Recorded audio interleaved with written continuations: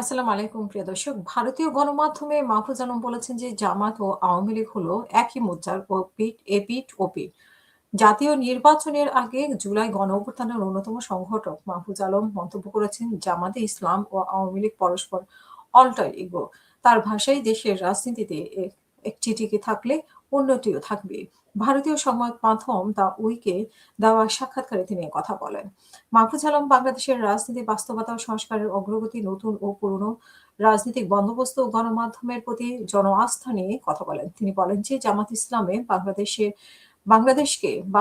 বাংলাদেশকে নিয়ে কোনো স্বচ্ছ ভীষণ বা পরিকল্পনা নেই। তার মতে আওয়ামী লীগ টিকে থাকলে জামাতও টিকে থাকবে এবং জামাত থাকলে আওয়ামী লীগও থাকবে। দুটি একই রাজনীতির সমীকরণের অংশ।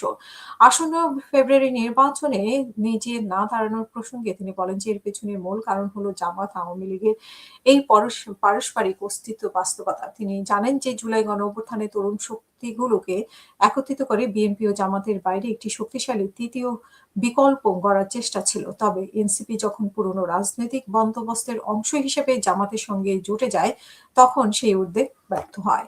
জামাতের সঙ্গে জোট নিয়ে তিনি বলেন যে যাদের সঙ্গে জোট করা হয়েছে তারা পুরনো কাঠামোর অংশ। এই ধরনের জোটে এমন প্রশ্ন তৈরি হয় যার সন্তোষজনক উত্তর নেই। আদর্শিক অবস্থান ও রাষ্ট্র পরিচালনার নীতির দিক থেকে নতুন প্রজন্মের সঙ্গে জামাতের মেলবন্ধন সম্ভব নয় বলেও মন্তব্য করেন তিনি। ভবিষ্যৎ সরকারের ব্যবস্থা নিয়ে সতর্ক করে মাহফুজ আলম বলেন যে ক্ষমতায় যেই দলই আসুক না কেন, বিএনপি বা জামাত সমাজের ভেতরের ক্ষত সারাতে না পারলে কোনো সরকারই টিকবে না। তার মতে কাগজে কলমে সংস্কার যথেষ্ট নয়। ভিন্ন মত ও ভিন্ন ধর্মাবলম্বীদের মধ্যে সাংস্কৃতিক সমঝোতা না হলে সহিংসতা ও বিশৃঙ্খলা চলতে থাকবে। সাক্ষাৎকারে গণমাধ্যমের ভূমিকা নিয়ে সমালোচনা করেন তিনি। বলেন যে মানুষের মধ্যে গণমাধ্যমের প্রতি আস্থা কমেছে। যে সেই বিশ্বাস ফিরিয়ে আনতে হলে গণমাধ্যমকে তাদের অতীত ভূমিকা নিয়ে আত্মসমালোচনার জায়গায় আসতে হবে। বর্তমানে রাজনীতির বাইরে থাকা মাহফুজ আলম বই পড়া ও হতাশ তরুণদের সঙ্গে আলাপের সময় দিচ্ছেন বলে জানান। তিনি বোঝার চেষ্টা করছেন যে জুলাই গণঅভ্যুত্থানের প্রতিশ্রুতিগুলো কেন বাস্তবায়িত হয়নি এবং সামনে কিভাবে এগোনো সম্ভব।